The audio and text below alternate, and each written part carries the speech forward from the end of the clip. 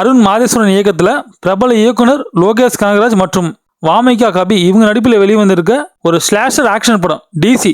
இந்த படத்தோட ரிவ்யூ தான் பார்க்க போகிறோம். என்னது ஸ்லாஷரா? ஆமாங்க, ஸ்லாஷர் தான். அது சொல்கிறதுக்கு ஒரு காரணம் இருக்குது. வீடியோவை கடைசியில் சொல்கிறேன். Hey guys, welcome back to Hollywood review. வாங்க வீடியோக்குள்ளே போகலாம். படத்தோட ஒன்றில் என்னன்னு கேட்டிங்கன்னா, அநீதிக்கு எதிராக வன்முறையை கையில் எடுக்கிற படத்தோட கதாநாயகன் தேவதாஸ் லோகேஷ் கனகராஜ். மறுபக்கம் பார்த்தீங்கன்னா, சமூகத்தால் பாதிக்கப்பட்ட சந்திரா வாமிகா கபி. ஊழல் நிறைஞ்ச காவல் அதிகாரிக்கு எதிராக நடக்கக்கூடிய ஒரு ரத்த கலரியான போராட்டம் தான் அந்த படத்தோட மைய கருவாக இருக்கு. என்னப்பா ரத்த கலரிங்கிற ஸ்லாஷருங்கிற என்ன படம் தான்ப்பா இது அப்படின்னு கேட்டிங்கன்னா சொல்கிறேன் வாங்க. ஃபஸ்ட்டு படத்தோட மைனஸ்ல இருந்து ஆரம்பிப்போம். எப்பவுமே படத்தோட ப்ளஸ் சொல்லிட்டு தான் மைனஸ் சொல்லுவோம். இந்த படத்தில் வந்து மைனஸ் ப்ளஸ் சொல்லிடுறேன், ஏன்னா இது அதிகமாக இருக்கு. ஃபர்ஸ்ட் பார்த்தீங்கன்னா வன்முறை. இந்த படத்தில் வன்முறை காட்சிகள் வந்து அதிக அளவில் இடம்பெற்றிருக்கு. படம் ஆரம்பிச்சிலேருந்து முடிய வரைக்கும் கொலைகள் தான் அதிகமாக இருக்கு.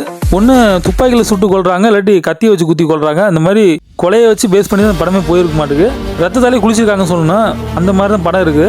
இந்த படத்தை பார்க்குறப்ப நம்மளுக்கு என்ன ஃபீல் வருதுன்னா, பக்கத்தில் உட்காந்துருக்கவங்க வந்து நம்மளே போட்டு தள்ளிடுவாங்களோ அப்படிங்கிற மாதிரி ஃபீல் ஆகுது. ஏன்னா அந்த மாதிரி தான் படம் ஃபுல்லாக கொலையை பார்த்துட்டு இருந்தால் ஒருத்தர் மைண்ட் செட் என்ன ஆகும், அந்த மாதிரி தான் இருக்குது. நம்மளே போட்டு தள்ளிடுவாங்கன்னு வந்து பக்குன்னு திரும்பி பார்க்குற மாதிரி ஆகி போச்சு நிலமை.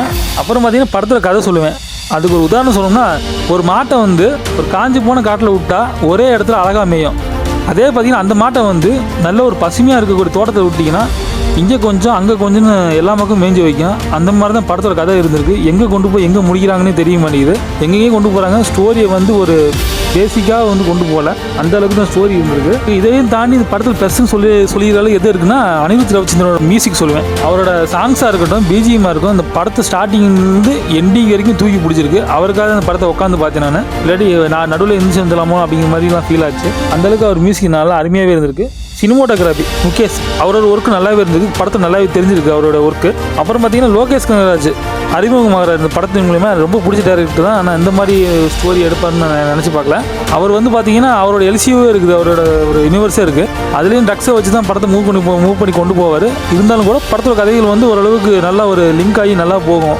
ஸ்டார்டிங்லேருந்து எண்டிங் வரைக்கும் சுவாரஸ்யமாக இருக்கும். இந்த படம் அந்த அளவுக்கு அமையல அவருக்கு. அப்புறம் பார்த்தீங்கன்னா வாமிகா கபி அவங்களோட நடிப்பு வந்து நல்லாவே இருந்திருக்கு. சூப்பராகவே நடிச்சிருக்காங்க. அவங்க கொடுத்த கேரக்டர் நல்லாவே நடிச்சிருக்காங்க. ஃபைனலாக அந்த படத்தை போய் நீங்கள் தேட்டர்ஸில் பார்க்கலாமா என்ன கேட்டிங்கன்னா, எனக்கு இந்த மாதிரி ரத்த கலரியான படங்கள்லாம் ரொம்ப பிடிக்கும். ஸ்டார்டிங்லேருந்து எண்டிங் வரையும் ஃபைட்டாக தான் இருக்கணும் அப்படின்னு நினச்சிங்கன்னா இந்த படத்துக்கு நீங்கள் போகலாம். ரத்தம் காமிக்கிற காட்சிகள்லாம் எனக்கு பிடிக்காது அப்படின்னு நினைக்கிறவங்க அந்த படத்தை ஸ்கிப் பண்ணிக்கலாம். என்னை பொறுத்தளவுக்கு அதான் கைஸ். வீடியோ பிடிச்சிருந்துச்சுன்னா லைக் பண்ணுங்கள், ஷேர், கமெண்ட், சப்ஸ்கிரைப், மறக்காம பெல் ஐகான் கிளிக் பண்ணுங்கள். Thank you guys.